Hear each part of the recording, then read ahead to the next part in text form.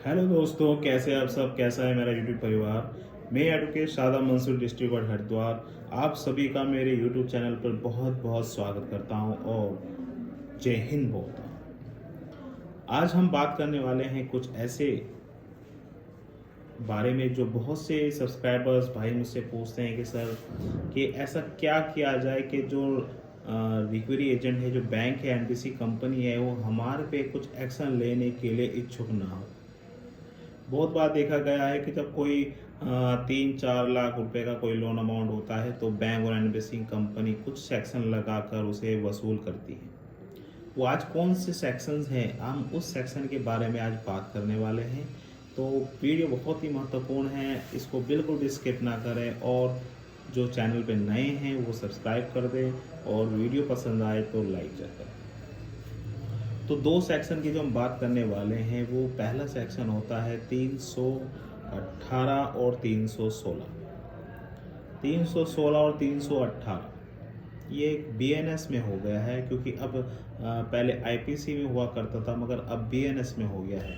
तो ये दो सेक्शन क्या हैं, कैसे हमारे पर ये बैंक लगाकर हमसे वसूल करती है।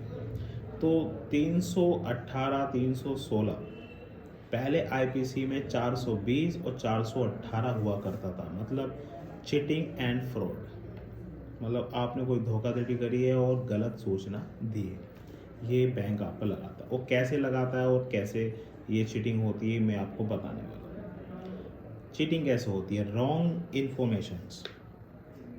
अगर आप कोई रॉन्ग इन्फॉर्मेशन बैंक को देते हैं, सपोज दैट कि आप जब कोई फॉर्म फिल कर लिए होते हैं लोन का और उसमें सैलरी पूछते हैं कि आपकी सैलरी कितनी है, तो 1 लाख रुपए सैलरी है और आप उसे बताते हैं कि 3 लाख रुपए सैलरी है, तो वो रॉन्ग इन्फॉर्मेशन हो गया, वो आप पर ये सेक्शन में केस कर सकता है। दूसरा होता है बैंक से चीटिंग करना। बैंक से चीटिंग करना कि आपने बताया कि सर मेरा ये आधार कार्ड है और किसी और का आधार कार्ड लेके, मतलब कहने वाली बात ये है कि जिस पे 2-3 आधार कार्ड, 2-3 पैन कार्ड होते हैं, वो एक बैंक से चीटिंग भी होता है, वो भी उसी श्रेणी में आता है। दूसरा आता है फॉल इन्फॉर्मेशंस, कि आप जब बैंक में जाते हैं कि ये लिख कर देते हैं कि मैं इस डेट पे इतना पेमेंट कर दूंगा, और वो पेमेंट आपसे होती नहीं है और आप फॉल्स इन्फॉर्मेशन में आ जाते हैं।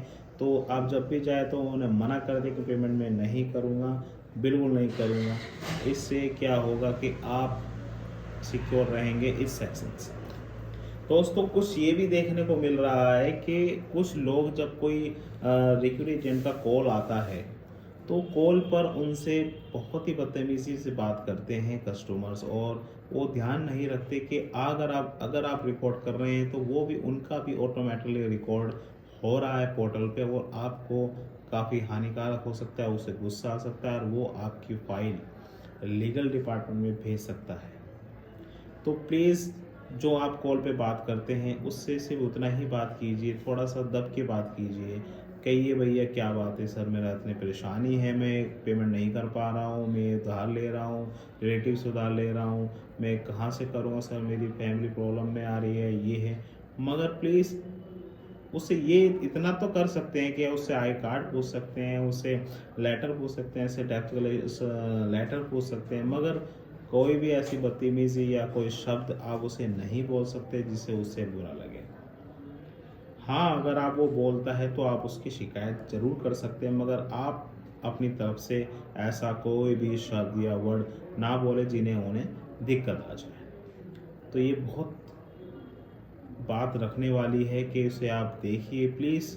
किसी भी रिप्रेजेंट को गाली गलौज फ़ोन कॉल पर ना करें, क्योंकि वो रिकॉर्ड होता है। अगर आपसे कोई बदतमीजी कर रहा है तो आप उसकी कंप्लेंट ज़रूर कर सकते हैं। तो एक दो सेक्शन और हैं, शायद आपने सुना भी होगा और आई होप कि आपके पास नोटिस आया भी होगा। वो है सेक्शन 25 और 138। सेक्शन 25 जिसमें ईसीएस आप भर के आते हैं, कह के आते हैं कि हाँ हम पेमेंट टाइम से देंगे, और कौन से ऐसे ऐप्स हैं जो सेक्शन 25 का नोटिस का यूज़ करती है और कैसे करती है। एक इसमें नवी ऐप है और एक नवी ऐप है, एक दो और ऐप हैं जो इसमें आपको नोटिस भेजती है 125 का।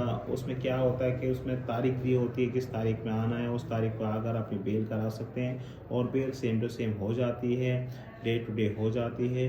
और 138 में भी सेम केसेस है। 138 में अगर आपने कोई लोन में चेक लगाया हुआ है, वो चेक बाउंस हो जाता है, तो उस बाउंस से रिलेटेड का आप पे एक नोटिस आता है। उसमें कोर्ट में पेरेंट्स पता होती है कि आपको इस टाइम आना है, वो भी सेम दिन में बेल हो जाती है। दोनों सेक्शनों में जेल जाने का कोई भी ऐसा इशू नहीं है, तो घबराने वाली कोई बात नहीं है। मगर अगर आपके पास नोटिस आया है, नोटिस मेल से भी आ सकता है, व्हाट्सएप से आ सकता है, बाय पोस्ट से तो आने ही है। तो इन दोनों इन चीज़ों का ध्यान रखना है। दो सेक्शन 316 318 BNS ये ज़्यादातर सभी लोग के पास आ भी गया होगा। अगर आया है तो इसका या तो आप जवाब दीजिएगा या आप उसमें बेल कराने की कोशिश कीजिए। ठीक है, दो सेक्शन 3 ये तो सेक्शन 25 138 सेम प्रोसीजर है, कोई जेल जाने की घबराहट नहीं है। आप इसमें भी बेल करा सकते हैं। और वीडियो अगर आपको अच्छी लगी हो, जानकारी आपको अच्छी लगी तो प्लीज़ सब्सक्राइब करें और लाइक करें और ज़्यादा से ज़्यादा शेयर करें। जब तक के लिए जय हिंद।